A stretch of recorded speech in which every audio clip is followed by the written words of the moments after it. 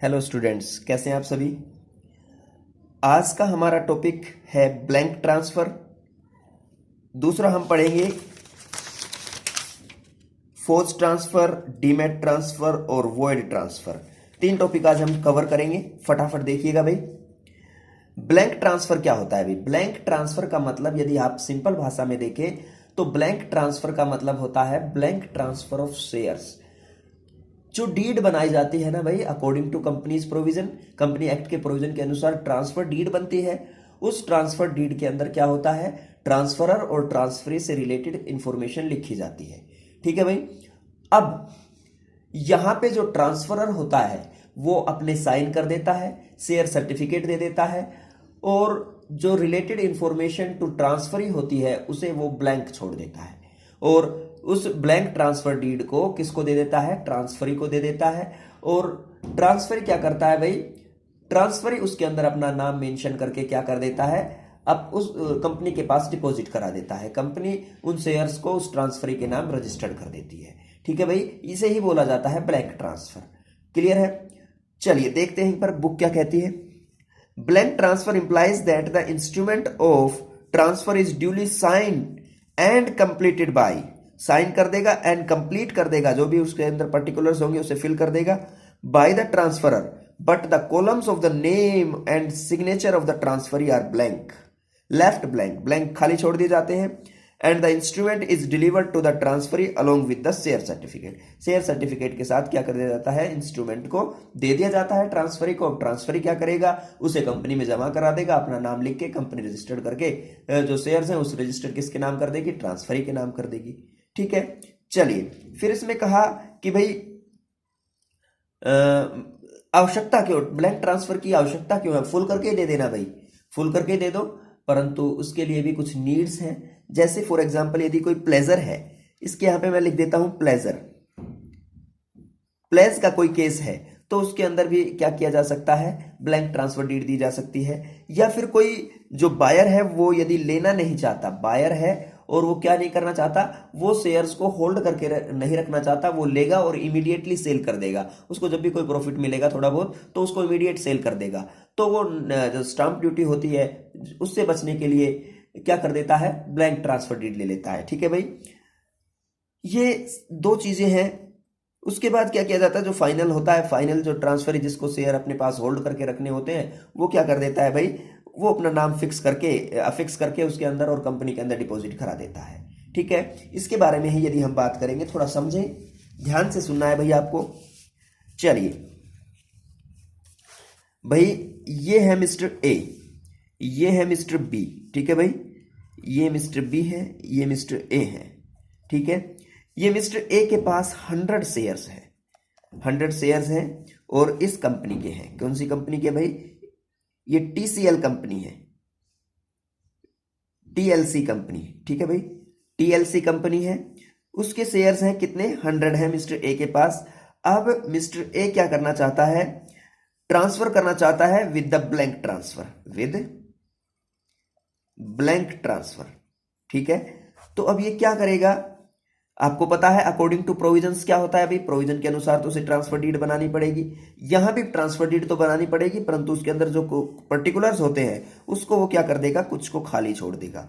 देखो, उसने जो भी पर्टिकुलर्स थे, शेयर्स थे, इतने का शेयर है, वो सारी चीजें लिख दी और लास्ट में अपने साइन कर दिए। ठीक है भाई। और जो इंफॉर्मेशन रिलेटेड टू क्या थी, मिस्टर बी से रिलेटेड जो इंफॉर्मेशन थी, इंफॉर्मेशन जो मिस्टर ए का नाम था, प्रोफेशन था, जो भी था, वो जो बी से रिलेटेड था वो उसने क्या कर दिया, लेफ्ट कर दिया, लेफ्ट ब्लैंक, खाली छोड़ दिया। ठीक है भाई।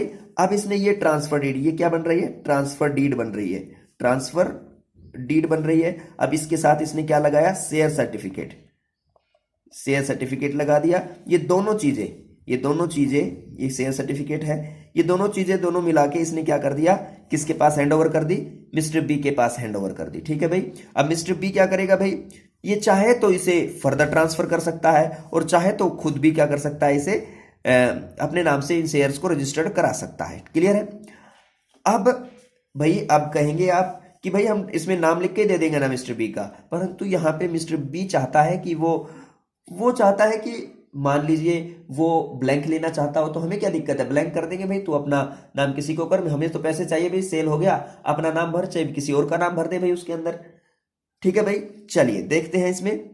अब इसकी नीड के बारे में हम बात करें तो पहली नीड तो क्या हो जाती है भाई, देखो यहां पे मिस्टर ए है ना भाई, मिस्टर ए ने कहा किससे, मिस्टर बी से कहा कि भाई मेरे को ना 1 लाख रुपए की आवश्यकता है, नीड है, किसकी है भाई, 1 लाख रुपए की नीड है।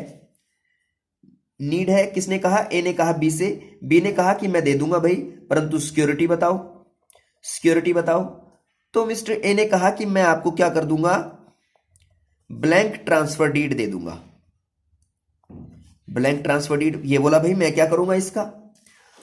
तो मिस्टर ए ने कहा कि भैया मैं ब्लैंक ट्रांसफर डीड जो दे रहा हूं, आप एक काम करना, इसको यदि मैं आपका जो ड्यू होगा, जो अमाउंट 1 लाख रुपए में टाइम के ऊपर यदि मैं नहीं दे पाता हूं, तो आप इस ब्लैंक ट्रांसफर डीड में अपना नाम भर लेना भाई, और कंपनी के पास रजिस्टर्ड करा देना, जो शेयर मेरे नाम से है वो सारे आपके नाम रजिस्टर्ड हो जाएंगे। तो इसने, मिस्टर ए ने कहा ठीक है भाई मैं ऐसा कर लेता हूं।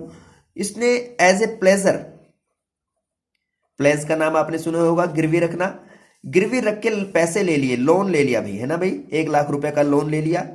अब यदि मिस्टर ए टाइम के ऊपर, ड्यू डेट के ऊपर इस 1 लाख रुपए को विद इंटरेस्ट रिटर्न नहीं कर पाता है मिस्टर बी को, तो मिस्टर बी के पास ऑप्शन है कि वो अपना नाम उस ब्लैंक ट्रांसफर डीड में फिल करके कंपनी के पास डिपॉजिट करा देगा, और कंपनी उसके नाम वो शेयर्स रजिस्टर्ड कर देगी। ठीक है भाई, पहली नीड हो गई भाई क्लियर, प्लेज के रूप में हम यूज कर सकते हैं ब्लैंक ट्रांसफर डीड को। सेकंड हम बात करते हैं कि भाई एनी बायर, कोई बायर है भाई, ये बायर है, ये कहता है भाई मैं शेयर खरीदना तो चाहता हूं,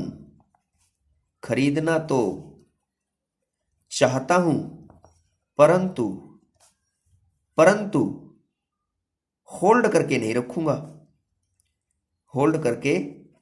रखूंगा। इसका काम क्या है, सेल परचेज करना है।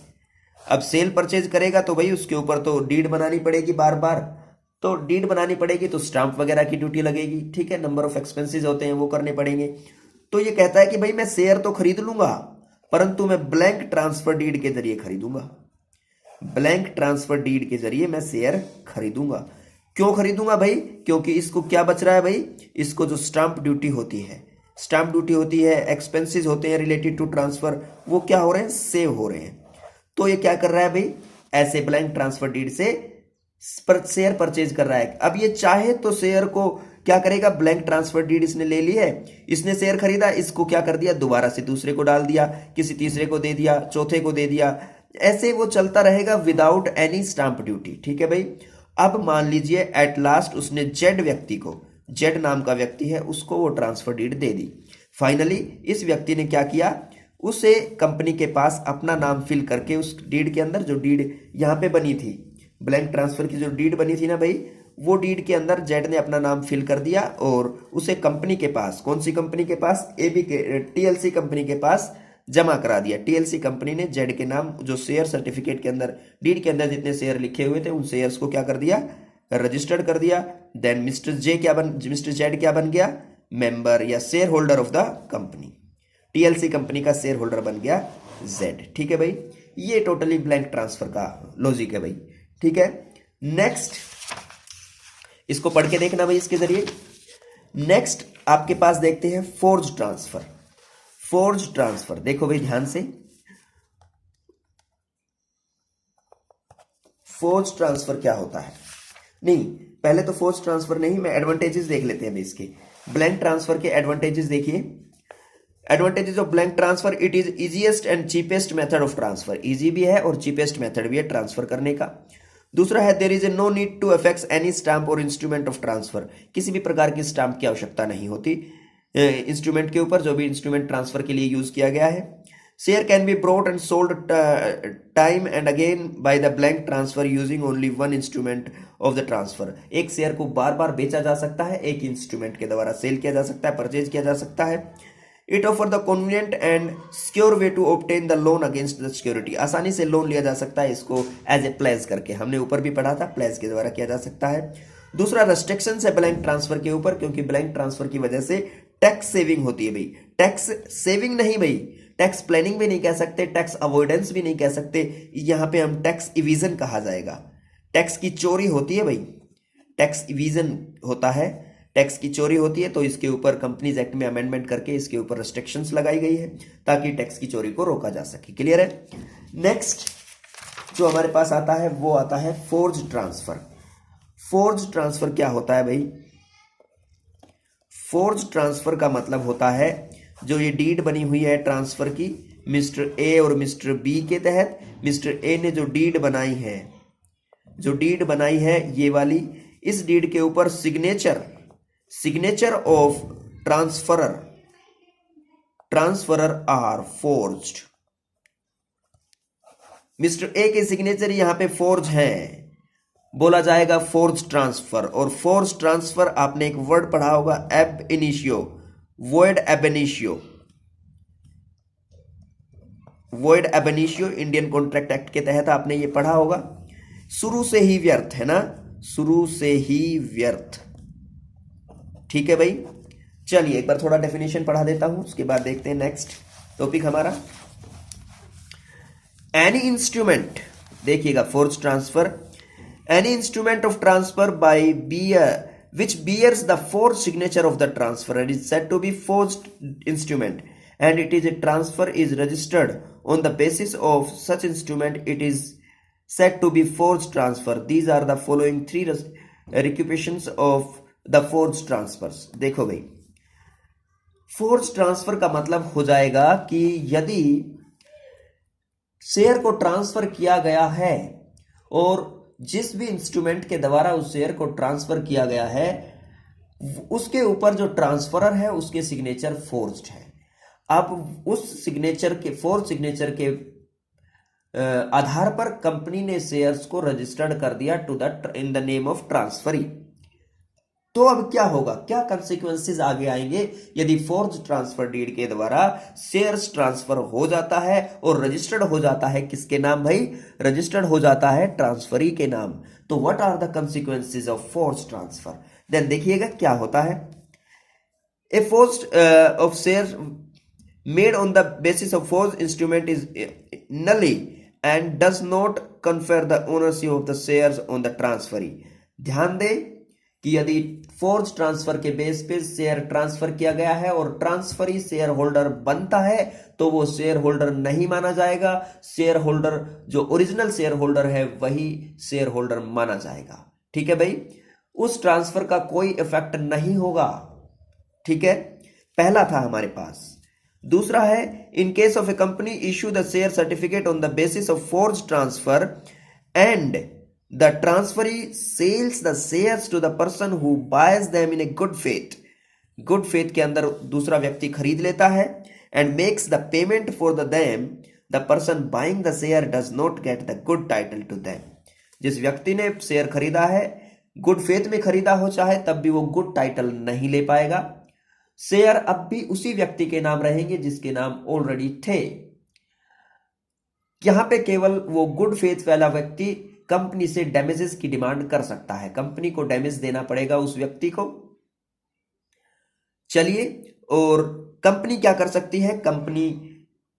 Company can sue the person who has received the share certificate on the submission of the forged instrument on transfer can claim the damages.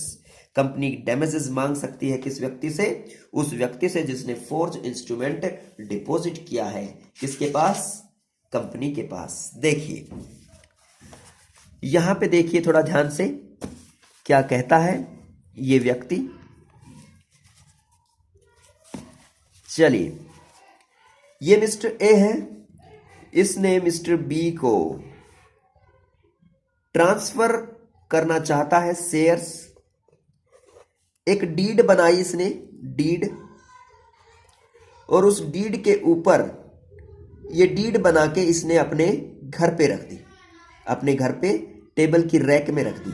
इसके भाई को पता लगा कि डीड बनी बनाई रखी है भाई, इसके ऊपर केवल सिग्नेचर होने हैं, तो मिस्टर ए के ब्रदर ने उस डीड के ऊपर सिग्नेचर किए, सिग्नेचर करके क्या कर दिया, मिस्टर बी को दे दिया भाई, मिस्टर बी को दे दिया। यहां पे देखो डीड तो दी है परंतु फोर्ज सिग्नेचर करके दी है, यहां पे ट्रांसफर के सिग्नेचर फोर्ज्ड है, ठीक है। यहां पे यदि ऐसा होता है, फोर्ज ट्रांसफर होता है, तो ये व्यक्ति मिस्टर बी लीगल या good title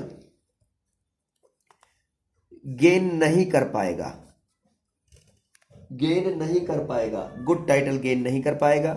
shares remain with the name of mister A, mister A के नाम से ही शेयर रहेंगे, ठीक है।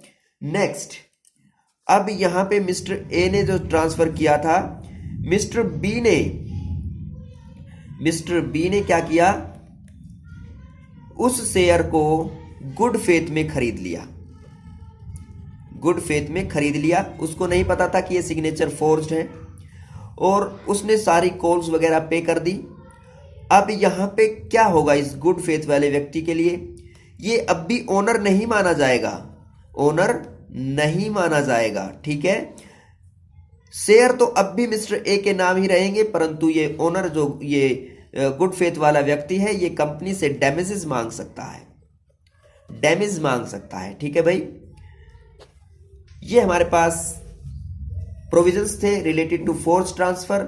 और अब वो व्यक्ति जिसने फोर्ज ट्रांसफर करके, फोर्ज सिग्नेचर करके वो इंस्ट्रूमेंट कंपनी के पास जमा कराया था, अब उस व्यक्ति के ऊपर कंपनी केस करके अपना हर्जाना वसूल कर सकती है, ठीक है भाई। ये फोर्ज ट्रांसफर से रिलेटेड था। नेक्स्ट है वॉइड ट्रांसफर, ये ध्यान से देख लेना है भाई। Where the share holder transfer his shares and transfer turns out to be invalid, he shall remain liable for the calls in respect of shares held by him. यदि कोई व्यक्ति अपने शेयर को ट्रांसफर कर देता है और वो इनवैलिड है, वो ट्रांसफर इनवैलिड हो जाता है, तो वही व्यक्ति अपनी जो बची हुई कॉल्स हैं उनके लिए लायबल माना जाएगा। Transfer of share made during the liquidation proceedings against the company are void unless the sanction by the NCLT or by the liquidator in case of voluntary winding up of a company। यदि company liquidation की process जारी है और share को transfer कर दिया जाता है without the permission of the NCLT and the liquidator, then ये जो ट्रांसफर होगा ये इनवैलिड होगा, वॉइड होगा, ठीक है। वॉइड ट्रांसफर हो गया। डीमैट ट्रांसफर, डीमैट ट्रांसफर के बारे में तो आपने सुना ही है। डीमैट अकाउंट, डीमैटरलाइजेशन हमने लास्ट लेक्चर में भी डिस्कस किया था। डीमैट का मतलब होता है transfer of shares in a electronic form where there is a no need to issue new certificate, ठीक है भाई। बार बार सर्टिफिकेट इश्यू करने की जरूरत नहीं रहती। किस केस में भाई, डीमैट अकाउंट में एक शेयर को एक दिन के अंदर इंट्राडे ट्रेडिंग होती है, डिलीवरी ट्रेडिंग होती है, नंबर ऑफ ट्रेडिंग्स हैं in share market in electronic form. Electronic way में शेयर्स को ट्रांसफर करना डीमैट ट्रांसफर कहलाता है। क्लियर है भाई, ये टॉपिक हमारे क्लियर हुए इस चैप्टर से भाई। आपको यदि कोई प्रॉब्लम होती है तो आप मेरे से डिस्कस कर सकते हैं। थैंक यू भाई।